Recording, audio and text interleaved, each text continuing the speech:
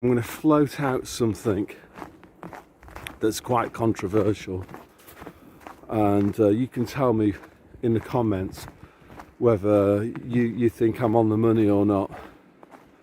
And you know, with respect, I think a lot of my audience tends to be, you know, around 40, 50, 60 anyway. But this is a lot, you know, time flies. So what I'm talking about is football in the 70s and the 80s. So I used to go and watch it. I used to go and watch, sometimes my dad would take me to Manchester United. We'd turn up in the car, park in a back street. You know, this was before council started extorting people out of their own money by telling them to pay to park on their own streets, you know. So we used to park near the ground, walk in, pay 70p on the gate to go and watch Man United.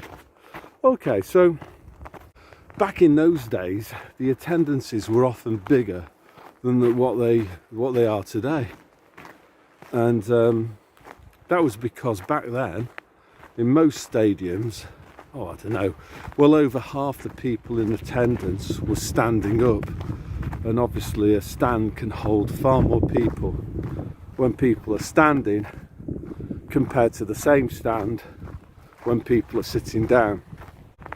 So what were things like back in those days? Well, from the authorities' point of view, they didn't like it at all, because people paid in cash, they paid on the gate, they had no idea which individuals were attending the game or not.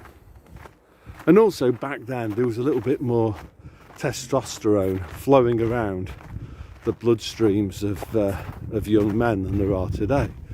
So there was the atmosphere was a little bit it was on the rowdy side, and you know, so it wasn't all good, but it was organic, and it was free range, and the atmosphere was often electric at these games. Now, just to short circuit some consensus huggers in the comments, will say that, you know, I'm condoning football hooliganism and violence. I'm not. What I am celebrating is just freedom, a good product that was cheap and affordable for everybody, and where you were allowed to pretty much do your own thing and have a laugh and let your hair down, you know. Blokes in particular, that might upset a few people, but let's say everyone needs an opportunity sometimes to let their hair down. And football in the 70s and 80s was very much like that. So the authorities didn't like it. They didn't like the anonymity, and they didn't like the fun we were having. So they sought to put a stop to it. And what they did was that they, I think, Hillsborough and maybe Heysel too, those let's short circuit this as well. Those events occurred, people died. Yeah, not arguing about that. What I am arguing about is the hows and whys, because I don't believe the official explanations of either of those disasters, and I believe that the authorities were using problem, reaction, solution. So what they wanted, well, the problem that they created was those accidents, those disasters, so-called accidents.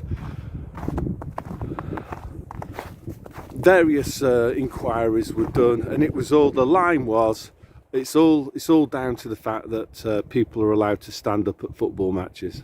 So they created that problem, they created those deaths. So at Hillsborough, you had this perplexing decision to open the gates that are normally opened at the end of a football match before the game had started. So there was loads of fans without tickets, and they all piled in through there, and that caused the crush at Leppings Lane. Was that a cock-up? Like, seriously? I don't think it was. Why weren't the gates opened when the crush started to develop? Like, surely anyone with half a brain would have done that. So I don't think the official line was credible, to be perfectly honest with you. And I think what happened was that the police were responsible for it. Let's put it that way. The police were responsible for it. And what happened, and I don't think it was an accident. I think it was something that was orchestrated.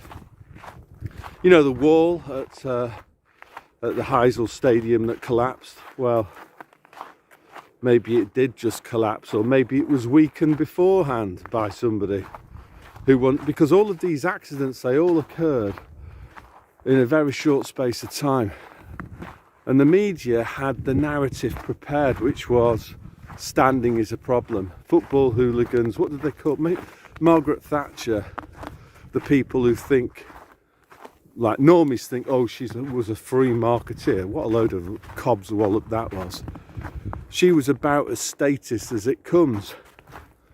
Guess what happened to government spending during Margaret Thatcher's time in office? Have a guess. I'll do a video on that one time. So yeah, so Thatcher, she said, there's this quote, wasn't it, about slum fans in slum stadiums or something like that. So this was the classic problem reaction solution. The reaction was that they wanted was to call the ordinary people to call for abolishing standing at Premier League and having all-seater stadiums, and that's what happened. Yeah, so they got what they wanted, basically. During D91, something similar happened in the sense that there was a big push. I noticed this, a big push to go cashless, and for people to even people that wanted to pay cash in advance for a ticket, they had to disclose their name and address and all of that jazz. And the argument was, you know, the deadly divot might spread, and we need to do the, what do they call it, Nazi tracing. You know, you were ridiculous. So look, that's what I think about Hillsborough. I think, and Heysel. I think that I'm not saying it 100% for certain, but I would not be surprised at all if those were both orchestrated events, and the goal being to suck enjoyment out of football, stop people standing up, stop the uncontrolled atmosphere, the just sheer joy of it, and to gentrify football. I think that was the goal, to corporatise it, you know. Was it a coincidence that Sky Sports just happened to be on the scene as that change was happening? Or was that planned as well? Further corporatisation of football?